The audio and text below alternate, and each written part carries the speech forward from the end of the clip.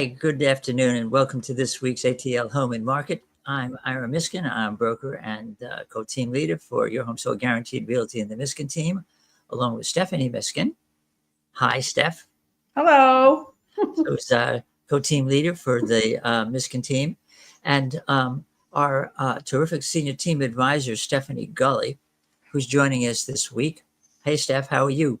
Good. How are you? Life is terrific, actually. Good. There Great. you go. Peachy. Yeah, it's not snowing. The weather is kind of cooler. Mm-hmm. So we're not being bombarded by all kinds of boogers and terrible hot weather. It's actually a pretty pleasant time of the year to be in Metro Atlanta. A lot of things going on outside and just, kind of generally good weather. So pretty darn good. And that's the seasonality of this area. We're a four-season community. Occasionally we get a little bit of snow and ice in the winter, but we are definitely four seasons. There's a spring and a summer and a fall and a winter. And it's interesting how the timing of when people buy and sell homes sometimes falls into that seasonality. Now, people buy and sell houses 12 months a year, right? I mean, both Stephanies, you guys have closed transactions at Christmas time. You've closed transactions in the spring, right? Yep. Oh, yeah. Yeah. But see, there's a difference between when people would like to sell or buy and when people have to buy and sell. And we're going to spend some time talking about the seasonality of buying and selling homes in this metropolitan area region, Atlanta region. And we're going to talk about some of the details and some of the ways that you can take advantage of the different characteristics of those seasons to do the best in buying and selling homes.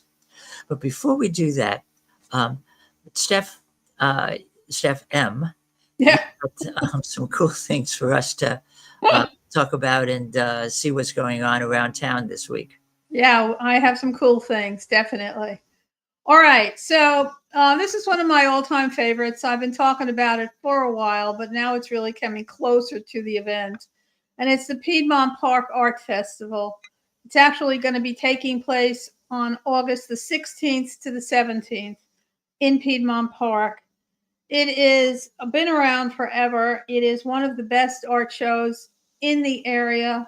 Over 100 top artists show up for this. It is rain or shine.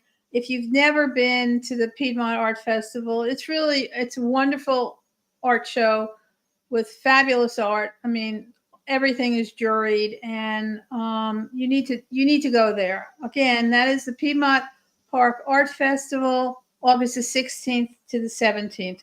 There's going to be over 250 artists, photographers, sculptors, potters. I mean, it's a fabulous place to buy art. So try to check it out. That's number one. Number two that's coming up, and this is going to be on Labor Day weekend, and it is for all of your science fiction, fantasy gaming, comic type people that love that stuff, and it's Dragon Con. And that is taking place in downtown Atlanta. It's probably the most well-attended pop cultural convention in the country. People dress up as their favorite characters. I had a friend who years ago was really into Star Trek. So, she dressed up, I think, as Dr. Spock and went to this thing. But it runs 5 days. It's in Atlanta, and it starts around Labor Day weekend. So it's called Dragon Con, and you should check it out. Now, polar opposite to Dragon Con, I try to get stuff for everybody, right? It's a Georgia Mountain Fair, and that's going to be taking place in Hiawassee, Georgia.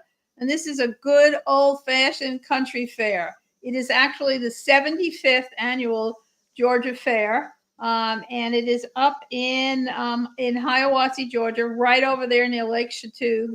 It's a beautiful area.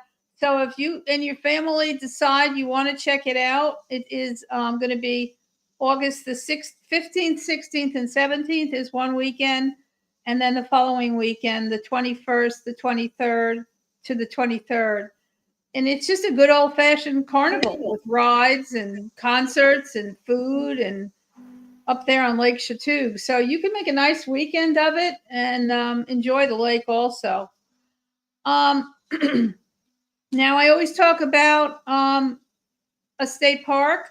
And today, since you're kind of going, I was trying to think about if you're going to try to go up to the Georgia Mountain Fair, what might be a fun state park to visit on the way or make a long weekend of it, especially with Labor Day, is Tallulah Falls. And that is the Georgia State Park at Tallulah Falls. And that's in Rabun County.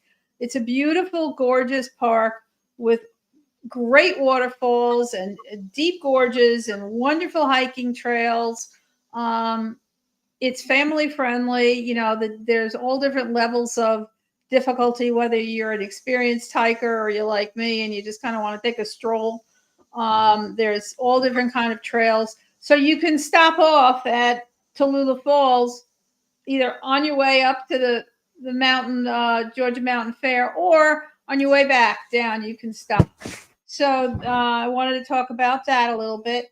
And then I just wanted to remind you, I talked about this on our last podcast, is the consignment sale for children's clothing, books, furniture, toys, you name it, called All with the number 4 Kids. And that's coming up. Also, there's 2 dates for that. The one in Marietta is on August the 14th to the 16th. And the one in Woodstock is August the 21st to the 23rd. Again, I go to it every year, and it's fabulous. They don't take clothes that are, you know, all tore up. They only take really good quality clothing, and you're going to end up with some great bargains. Walk away from there with like a ton of stuff for the kids. So I wanted to bring that back to your attention. All for kids. And that's what I have for today, ladies and gentlemen. And I'll tell you, that particular part of North Georgia is a really pretty, picturesque hills leading up to the mountains, as opposed to jagged up and down. And Lake Chateau is a wonderful lake. It actually is a pretty good-sized lake that spans on the Georgia side and also up into the North Carolina side. Yeah. And, it's a calm lake. It's got some great deep water.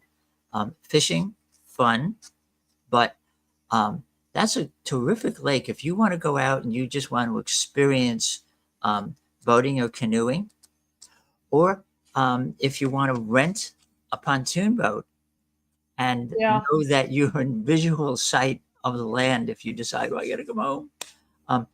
That whole area, plus Hiawassee is a wonderful North Georgia town. It has some great elements of old-time mountain life, and is really a community where a lot of folks have moved up to from the Atlanta metro area, because it's a relatively easy commute, particularly if you have the kind of job where you work from home, but you need to come into town 2, 3, 4 times or 5 times a year to go into the office or for business. It's still a relatively easy commute to get down into metro Atlanta. So it's just a great part of that North Georgia area. You know, it's kind of the type of area that when you're up around there, you really need to experience it seasonally, particularly if you decide, hey, I'd like to have a mountain home, or I'd like to have a second home up in that neck of the woods. And that talks directly into the discussion of why people buy or sell and when during the course of the year they buy and sell. But Stephanie and Stephanie, both of you have done a lot of work with buyers, and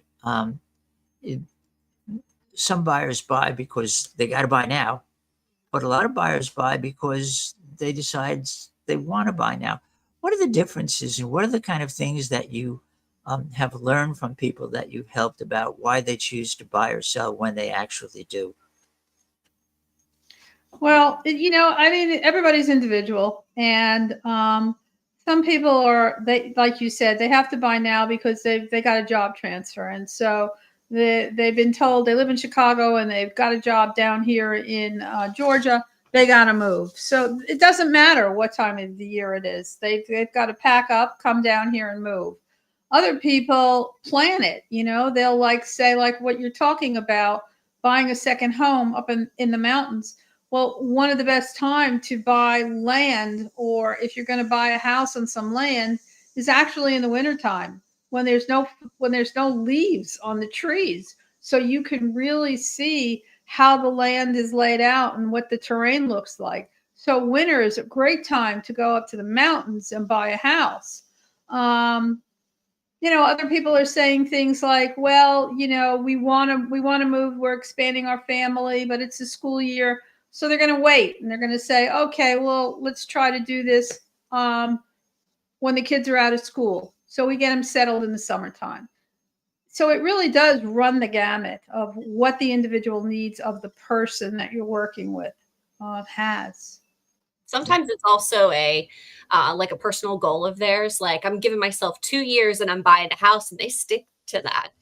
Sometimes it's 6 months, sometimes it's 2 years, but it's what I've seen, not most of the time, but a couple of times it's been a professional or a financial goal for them to, I'm giving myself 2 years and then I'm going to buy, and they stay pretty headstrong to their goal and their timeline. So it's really, it can go like, you have to buy because either your lease is expiring, you got a job transfer, something like that. But then other people are just very goal driven. They're like, 2 years and I'm buying. So That's true. Yeah. Yeah. See, and then there are the people who have to buy and sell. That uh, Stephanie G, you just had a house that was a listing that you sold, yes. and there was no fooling around. It didn't matter what time of the year; they had to sell. Just without too much detail, describe a little bit of the circumstances and why the have to sell brought that house to the market and what you did to get it done. Sometimes people just get overwhelmed with certain life events that happen, and there's a home involved that you have to liquidate that possession. So this was one of those scenarios, and it was a very cut and dry deal. She needed to sell, and I was the person for her, and it worked out perfectly. There was no waiting around. She knew what she wanted. She knew what she had to do, not only for her family, but for, honestly, like, her mental health. She had to sell. So sometimes, we run into situations with that where it is a sensitive topic. It is a sensitive sale, but we can still get the job done no matter what time of the year it is. Yeah. Mm-hmm. See, Right. and that's where a deeply personal issue drives the need to be able to buy or sell a home, Yeah. as opposed to, I feel like it, or it would feel good, or it sounds nice, or I put it on my calendar that September, 18 months from today, that's the day I'm buying a home. Right. The, all kinds of life circumstances. But when you buy or sell, the seasons bring different elements that, if you understand those elements, you can take advantage of them, both as a buyer and also as a seller, to be able to get the best price and sell the home, or get the best deal when you purchase the home. And so, for example, springtime, advantages, high demand, but there's also higher prices. Mm-hmm. So curb appeal shines. Mhm. All of those things are wonderful for sellers. And ladies, why is it that springtime becomes the thought of, for buyers, now's the time I have to buy? What's going on in the world that drives people to think we need to really start looking now? You can take it, Steph.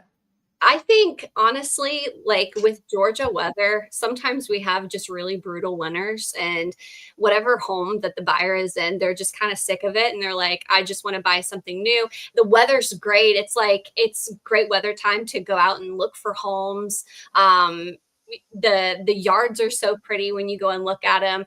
I think it's personally a a time where people are just so sick of being cooped up in the house because it's so cold.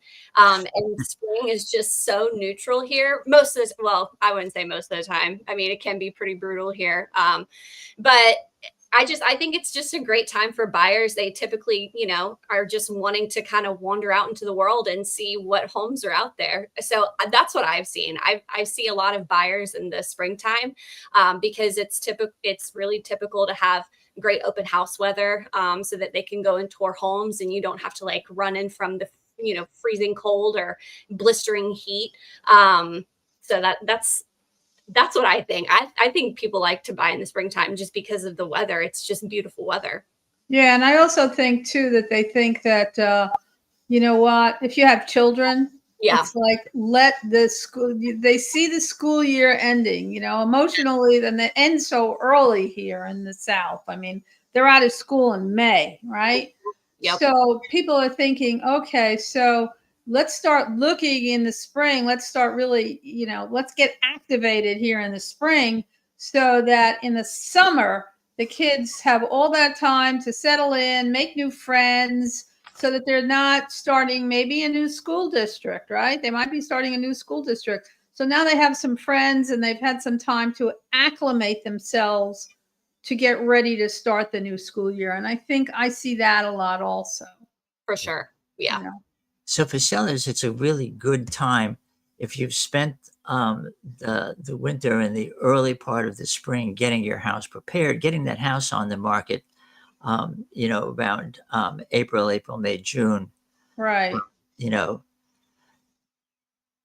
But see, then there's the buyer side of it. And yes, everything that Stephanie G described absolutely is part of the characteristic of it.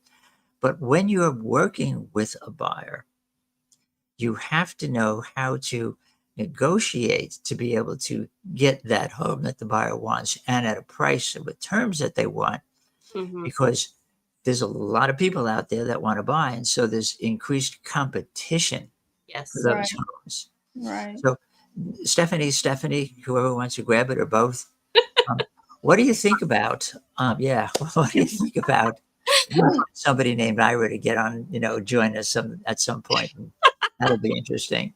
But what do you think about, what do you talk about with your buyers in helping them to understand what needs to be thought about and what needs to be presented in order to compete to get that particular home that they fall in love with?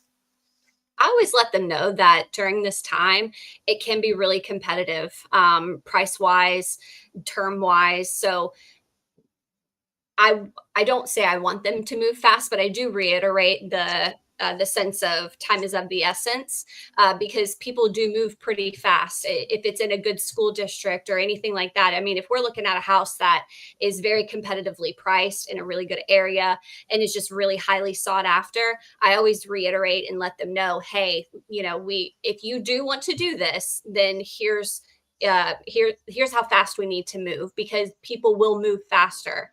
And if they do move faster, there's ways to negotiate terms in the contract to make sure it benefits the buyer and the seller on both ends.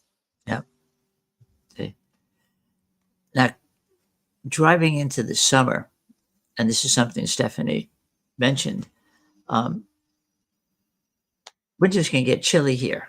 And if you're used to warm weather, what is, well, in Chicago, God, it's 30 degrees. It feels like spring. Yeah. Here it feels like the dead of winter. We understand that. But then the summertime, yes, it is hot. It's hot. On the 100-degree days when the humidity is 70 or 80%, right, those are tough days to get out there to hunt for homes. And therefore, it takes a longer period of time, interestingly, for sellers to be able to get their homes sold. And it's still high demand. And buyers are still motivated, particularly buyers, as you said, that have kids that they want to make sure they're in their new house and in their new community in time for the new school year. But it's really a more advantageous time for buyers because there's a lot more inventory and it means there's more choices. So how do you work with people then, on both sides of the aisle, whether it's a buyer or seller, to understand the business of the marketing, which is choices.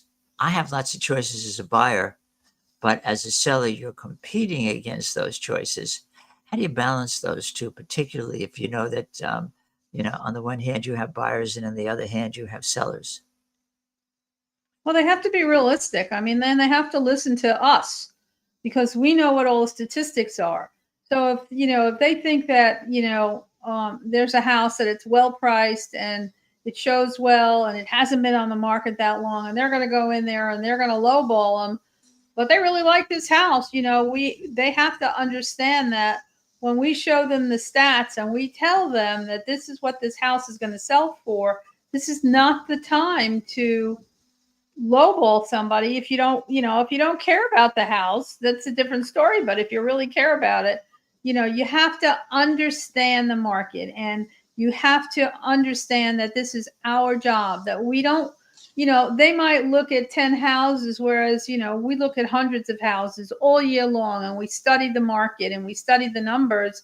That's our job and it is not their job. So they have to listen to us and respect what we're telling them if they really want to purchase or sell the house. The seller, the same thing. If the house is overpriced and you can see that the house is not getting enough showings and it's not getting any offers, et cetera, they have to emotionally detach from that price and understand that, you want to sell it, we got to drop the price.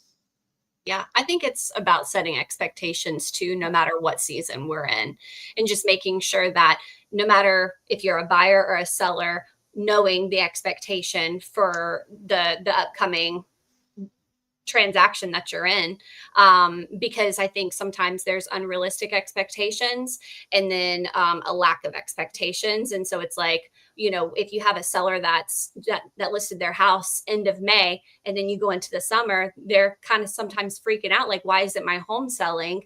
Because it's in the summer and there's a lot more inventory, and so they expect a spring market mentality with a summer, like, I don't Right. know, price tag, but like a summertime of the year. So I think it's just making sure you set expectations from the beginning. And it's just, it could go fast depending on what the home is. And, that's just kind of the nature of the beast in real estate. Correct. Yeah. It's a lot of it is, as you both say, preparing, setting expectations, and understanding what people are searching for in the marketplace. If a house is well presented, if a house is wisely priced, and price, regardless, drives the marketplace. People shop for price. I want a 4-bedroom home with at least 2.5 baths. I need a basement. I want to be in a community that has swim and tennis and lots of kids. And I also want to be relatively close to shopping and I want to be able to get to work. All that criteria falls into why they may or may not choose your home. Mm-hmm. Say, okay, how can I, in preparing that home for sale, particularly in the summer season where there's a great deal of competition, how can I set my home apart? How can I market that home so that what people are seeing are the benefits of my home and why they should pick my home above everybody else's? And those are all things that you work through as you prepare to get that home ready for sale. So that, folks walk in and the floor plan is uncomfortable. Like Stephanie M talked about the other week with the, little 4'8" lady with the 6'7" husband. They wanted a ranch and the 4'8" wife thought this was just wonderful. This 1960s renovated ranch is just terrific. And the husband was all cramped up because he couldn't get through the doorways. Right. Had to reevaluate the kind of environment that they needed to be in together. Mm-hmm. What is it about your renovated 1960s ranch that attracts the kind of people that like that type of community, the look of the home, the open spaces that you've built, and fit physically in the environment. All those things are what buyers have to consider, Hmm. that you have to think about. Yep. Then there's that last bit, which is pricing. It's what is the market value of a home? What is the amount that is the least amount in the market value that this particular home with those attributes could sell for? And what is the price that you need to list it at? Not at the top. You want people to come to see that home, both because they think the home emotionally and physically will fit their needs, but they also think that's a pretty good price for that home. Let's see what it's all about. Hmm. Because Right. people do shop price. Yep. Right. When you go to the supermarket and you look at, the same vegetables in a can, one brand or another, they're going to taste the same. You may, always want to buy Hunt tomato paste, but how about buying the store brand Kroger tomato paste for 60 cents cheaper? Huh. It's the same tomato paste. You'll never tell the difference. But for people who shop price and they want tomato paste, that 60 cents makes all the difference in the world. Hmm. With a home, when you get an offer, you can negotiate price, but without an offer, there's nothing you can do. Yep. So all those things, your real estate professional who's working with you needs to talk to you about so that you understand them, because those are all the things that are being considered. But then now the fall has started to come. The leaves are turning color. It's not 100 degrees anymore. It's 70 degrees and 55 in the morning and 75 in the afternoon. And it's really very pretty, but the kids are back in school. A lot of the reloads people for jobs have reload during the summer, but you need to sell your home, and it's the fall.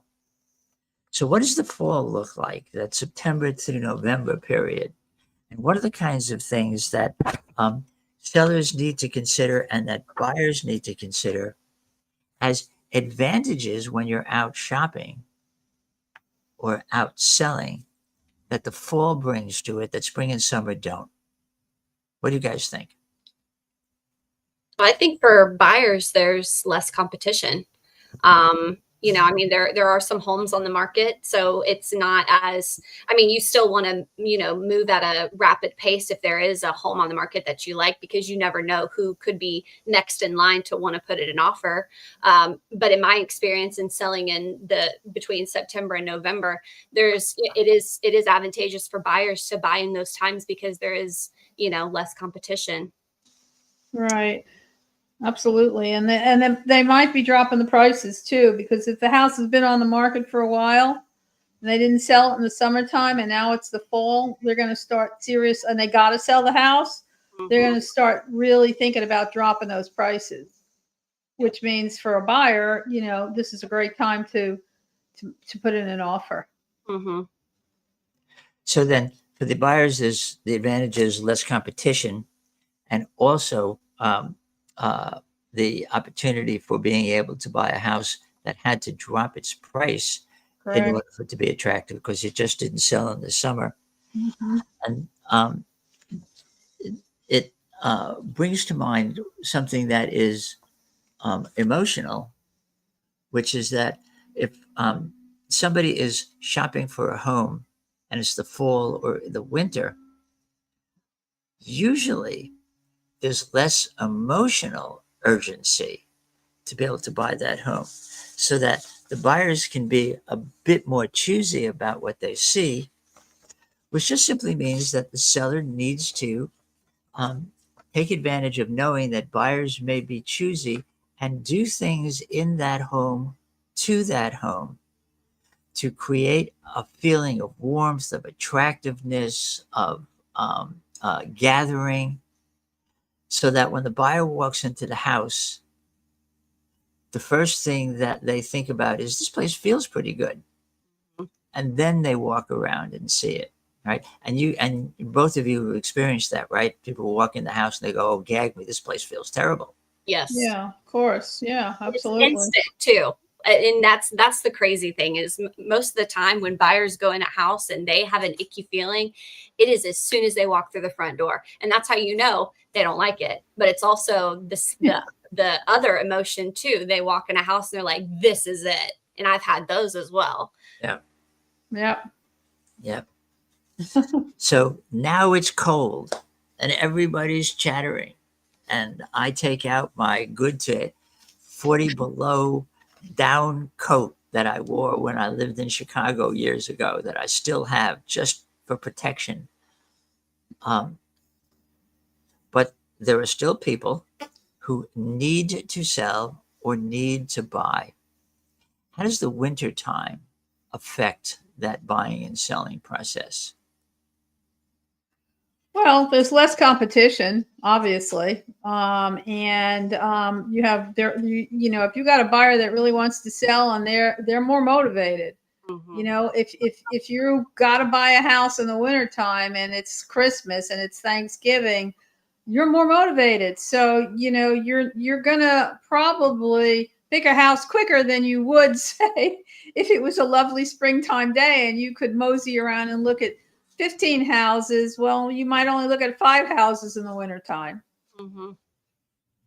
Yeah. And with sellers and everything, there's typically faster closings because the attorneys are not backlog, or I don't want to say backlog, but during the spring and summer times for closings, I mean, their attorneys are cranking them out. So you could possibly have more on time closings in the winter because they're not as busy Right. Absolutely. to get the deal done. Right. You also, and again, remembering that people shop for a variety of reasons. So Mhm. home sellers need to know location, um, the features of a home, how many bedrooms, how many bathrooms, what kind of community, and so on. And then price governs whether or not the house with those features in that community is one they want to look at. Mhm. But as we said a little bit earlier, there's also the emotional quality of the home. Yeah. So the house, if you're a seller and it's winter and all those pretty summertime flowers are now Dead. Christmas. dead. I was thinking Christmas. Yes. Um, Yeah, you better have a wreath on the door. That's right. A tree, something. Yes. right. You see, now you're talking about making the house have a sense of appeal Yeah. seasonally. Right. Okay. Because they can see themselves in it. They can see everybody wants a big family gathering at the holidays. And so when the seller dresses their house up or puts a fire on before somebody goes in for a showing, that happened to me one time and my buyer loved it. It was probably one of the best things I ever did. So Bake some cookies. I know, hot chocolate, Right. something. Yes.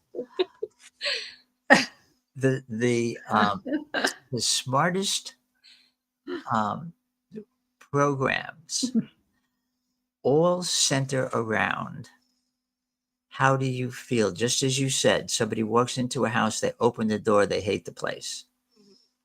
They walk into the house and they, oh, this feels pretty good. And now they look.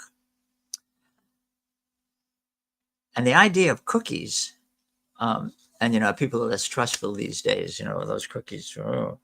But you know what? Think Santa. You want to put those cookies and a glass of milk out there so that when Santa comes and leaves those presents, he gets his reward. Um, Cookies or chocolates or anything that says, welcome, stranger, to my home. Yeah, and also the thing about cookies and stuff is all this emotional stuff, it's how it affects your senses. Yeah. So when you walk into a house and you smell cookies or Mhm. you smell, sometimes people do what is it? They take lemon and they cook it on the stove and it makes a really nice smell and aromatic. There's a big difference a buyer is going to feel about that house. And if they walk in the house and they have heavy cooking smells, Mhm. you know, and I've gone into houses where they've been immediately turned off from the house because of the way the house smelled. Yeah. Don't fix salmon the day of a showing. That's right. 100%. Absolutely. No, don't cook fish. True, but it's true. It is. It Yeah. is. So So, that all affects people emotionally. yes, absolutely. Because, even though it's a big financial transaction, it's not a $50 or $100 transaction. Right. It's No. 100,000. It's 500,000. It's $1 million. These are big numbers. Right. um, all of those parts have to feel comfortable enough, and you want to really, really want that house. Mhm. And as a home seller, you have to really, really help people to want your home, to do it.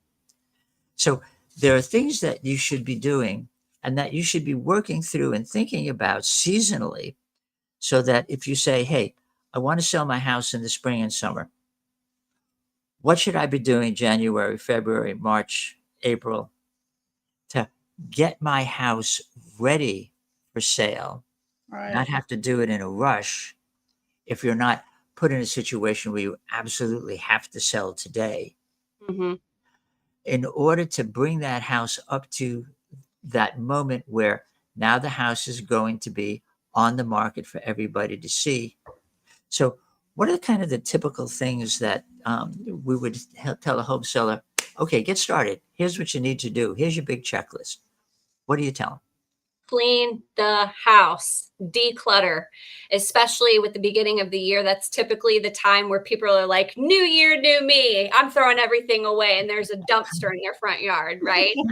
So that's like the perfect time to really get in there and declutter your house. And then sometimes it sparks like, man, I don't have enough space for all of my stuff. I need to sell. Well, they're already going through and decluttering. So that's, I mean, you're already ahead of the game. Or if you've already kind of had the inkling that you want to sell, I clean and declutter. That is like the number one thing in the January, February time, because most of the time people already think to do it anyways because it's a new year. So they want to start with fresh stuff. They want to throw out the old, in with the new.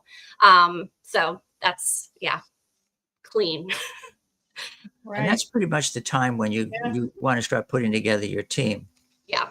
You have a really good real estate professional that has a team around them, because, well, now that I've taken all the junk off the walls that I've had for 20 years, Mhm. well, there's the outline of the frame, and there's Yes. the Right. see.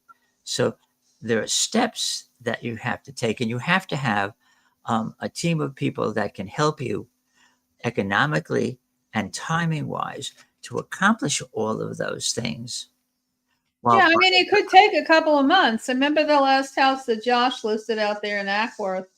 They had to go in there. They painted the outside of the house. They painted the inside of the house. They did new flooring. They did work in the kitchen. You remember that house? I mean, it absolutely. took them a couple of months at least to get that house ready.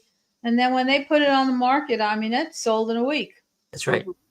That's right. So you have to have that prep time. And depending upon how long you've been in the house, how much junk you've collected, how much you've neglected repairs on the house, you have to think, okay, well, if I give myself like 3 months prior to wanting to hit the spring market, I'm starting this after, the beginning of the year. Mhm. So by January, I've got my team together and we're starting this.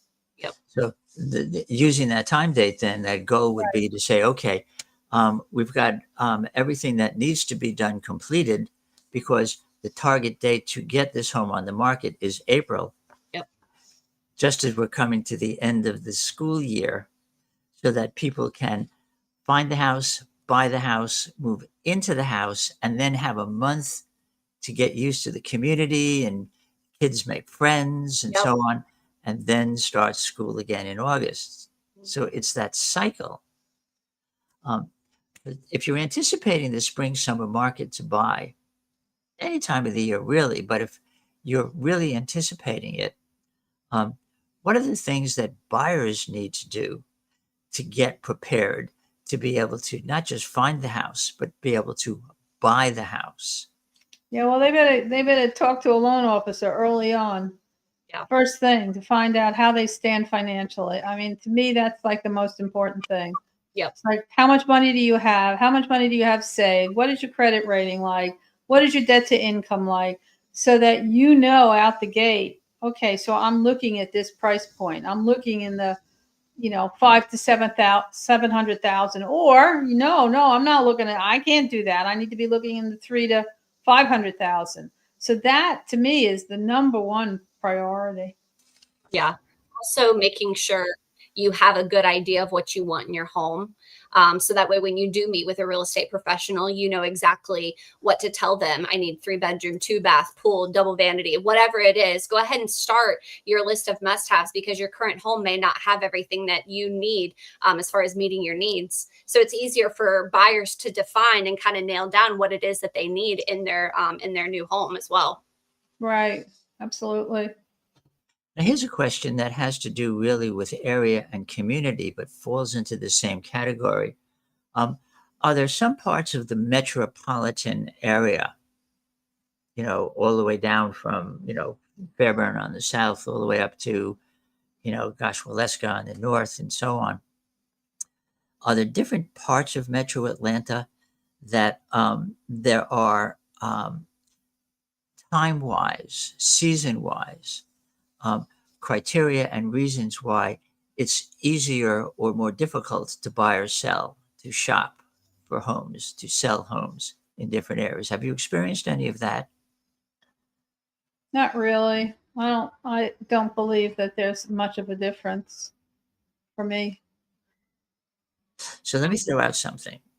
Um, some communities, the orientation would be more toward family. So, um, you know, uh, Peachtree City or Marietta, um, suburban communities versus um, high-rise condos in North Metro Atlanta, Buckhead. Um, again, um, who's shopping and when, and what types of communities, and the availability of product for those kinds of people. Any of that have impact on anything that you've seen, or is it really okay? I'm ready to move. I don't want to have grass. I don't like trees. Squirrels should live in somebody else's. I want to live on the 40th floor, and I want to have a balcony, and that's Yeah. what I want to do. Right? Okay. Buckhead, high rise. Right. There you go. Well, how do you take those things into consideration, in terms of community, location, and timing? Well, if somebody wants to live in the city, in the inner city, I mean, that's basically inner city living. I mean, that's like year round. I mean, I don't think it makes any difference what time of year it is. If you want to live in the city, and there's usually a lot of product because there's a lot of high rises, and Atlanta is growing like unbelievable. Every time I go downtown, there's another high rise. So I think that that kind of a community, if that's what you want, if you want to live in a high rise downtown Atlanta, then I don't think it matters what time of year it is particularly. Again, if you're suburban, it makes a little bit difference in the fact that if you have children and they're in school, do you want to move them during the school year? If you just want to move, you want a bigger house or a smaller house, there's no particular impending reason why you're moving. You're probably going to gear more towards a time when it's easier for your family, which would probably mean more like in the summertime, or I would say Christmas vacation, but that's really just 2 weeks. So I would say you're gonna probably be more focused to moving in the summer so that your family gets settled. Yeah. SG, you live it's sort of borderline between suburban and exurban. You're not in the country, but Mhm. you're really not, in the middle of a bustling town, like, Lawrenceville, Yeah. suburban. Um, what do you see when people select coming out to that neck of the woods? And um, what are their thoughts? And is seasonality an impact, or is it really location? I think it's really location. I don't think it's the season. I think it's all about location because a lot of people, to kind of piggyback off of what Steph was saying, if somebody wants a high rise, that's great. But on the flip side of that, they're a newlywed, they're planning a family, maybe they currently already live in a high rise, so they're forward thinking, like, I want a family, let me look at school districts, let me kind of do my research about where I want to kind of plant my roots. So in that, between the January, February, March time is a really good time to do that because some of the testing scores for schools come out, so you can see how great they test. You can also kind of go on to school websites and see what kind of events that they have going on for the kids, how involved they are. Because I'm in a community that's very involved with the school. I think people definitely look at community when it comes to moving, not necessarily about the season though. Mhm. Gotcha. Right. So the people that want to move, and they move at that moment because this is the time it feels good, or I had that date on the calendar, or um, and the people that have to move, Mhm. the people that must sell, like the home that Stephanie G talked about, that had to get sold, had to get sold quickly. Now is the time. The price and sale and so on was less a consideration than Mhm. getting this out of my emotional universe, as well as getting paid a decent amount for the property as what it's worth. Sure. All those are a consideration. Um, the summary of it is, for people who have to buy or have to sell, doesn't matter what time of the year it is, but Right. considerations that both of you have spoken about, which is preparedness, um, attractiveness of the property, um, getting your finances in order, particularly if you're somebody who has to sell a home. It's the couple that we worked with a few years ago where they bought the perfect house, one bed, 3 bedrooms. One was for the son that we're never going to have any more children. The other was for husband and wife. The third one was for their little office. Zero lot lines, great schools, perfect, never moving. And then 7, 8, 9 months later, we have to sell. She's pregnant. We're having twins. And 3 bedrooms and 3 children was not going to cut it. Right. Happens, right? And that's so, have to move, want to move, have to sell, and have to buy. And so now, if you're selling and buying, you have to both prepare as the home seller and you have to prepare as a buyer. Mhm. Last little piece of this, that preparing somebody to work both sides. How do you help people to be able to make that move so that it is a smooth, straight line, as opposed to, oh my God, I'm homeless, or oh my God, I'm stuck with 2 homes? Think it's really understanding the logistics of selling to buy. If you have a real estate advisor professional that understands and has represented both sides before and understands that one has to feed the other, then you're in good hands. And just again, it's all about setting expectations and having clear lines of communication. And really, you're your client's therapist for a solid 60-90 days. So Yes. God. Oh God. Um, you also want to, when you're looking for a real estate pro to help you, and again, a pro with a team, they also need to come with programs. So some of the programs that we offer, for example, are things that you really need to consider. Like, for example, um, uh, our brokerage name, Your Home Sold Guaranteed Realty. Mhm. is based on our core program, Your Home Sold Guaranteed or We'll Buy It, because buying a home and selling a home, you don't want people to get stuck with two homes or no home at all. Being homeless is no fun, no matter where you are, what you do. Mhm. Being able to guarantee price so that the home seller really knows what that bottom line is going to be, to have a sufficient amount of money to take from home A to home B when they're purchasing it, Mhm. guaranteeing the time frame that the house will sell in.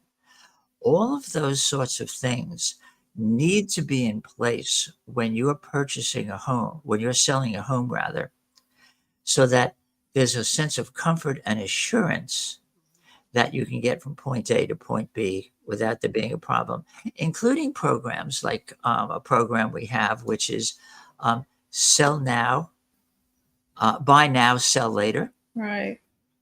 where you can actually get most of the money out of your home up front, go buy your next home, get your current home prepared, and then sell it much more easily. Or sometimes, as both of you have, helped people buy new home construction, and Mhm. it's not standing on the ground. They've got to wait 6 months, but they Yep. need to know their home is sold so they can afford to put the down payment on that new home 5 months from now. Yep. So being able to sell your home and lease it back, Mm-hmm. all of those things. So you want to be careful that when you talk to folks like Stephanie,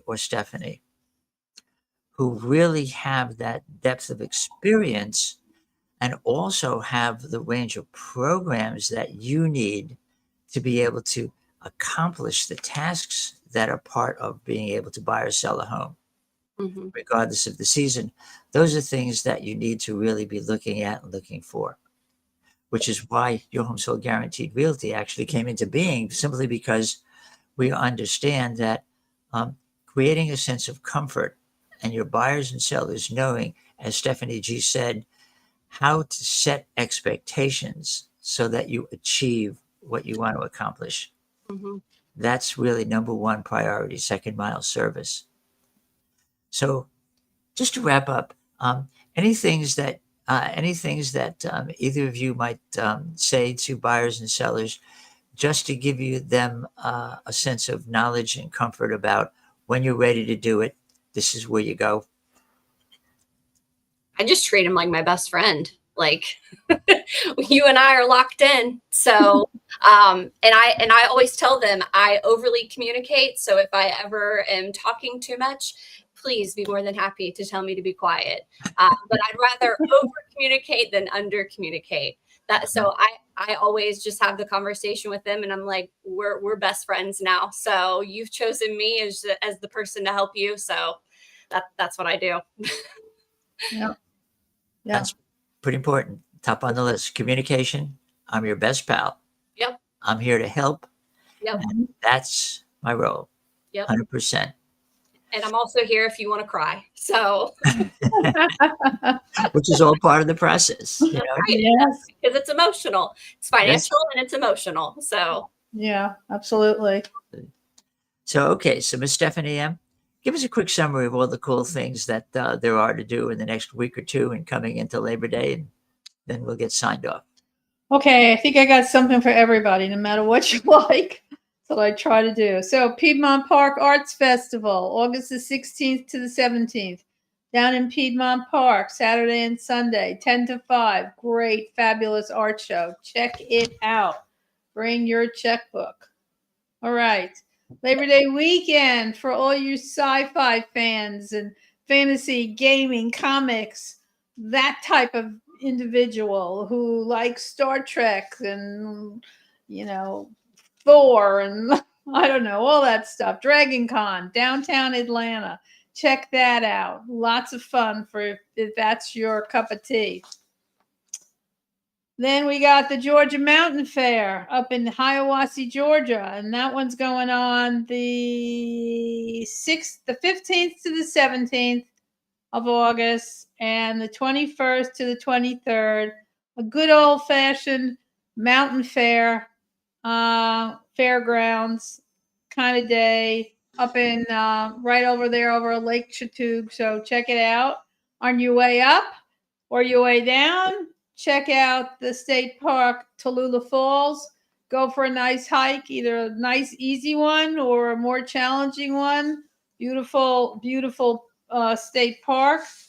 And then last but not least, if you have kids, grandkids, nieces, nephews, and you need to buy some stuff for the fall, check out the All Four Kids in Marietta. It's August the 14th to the 16th. And in Woodstock, it is August the 21st to the 23rd. It is a consignment sale, clothing, books, shoes, furniture, you name it. And usually on the last day, there are vendors that will be marking everything 50% off. So that's always a great day to go and really, really, really get some deals the last day of the sale. So that's what I got.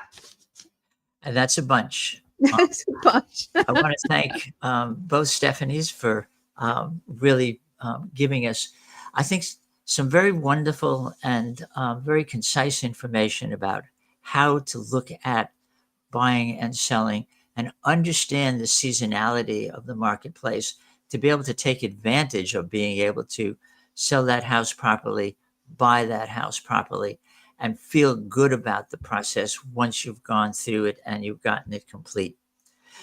So if you have any questions, any information that you would like, any further information about how you begin to plan to buy or sell a homes, just give us a call, send us a text to the phone number at the bottom of this YouTube video. And for both Stephanie and Stephanie, I want to thank you for joining us today on ATL Home Market. Like us if you like it. Come back and visit us on a weekly basis and subscribe to the channel, because in addition to the podcast, there are a great many short videos and information about the area, the communities, and how to buy and sell homes and really have a great experience in doing it. So we look forward to seeing you again at the next ATL Home Market. Thank you all. Have a great week. Have a good week. Bye. Bye-bye.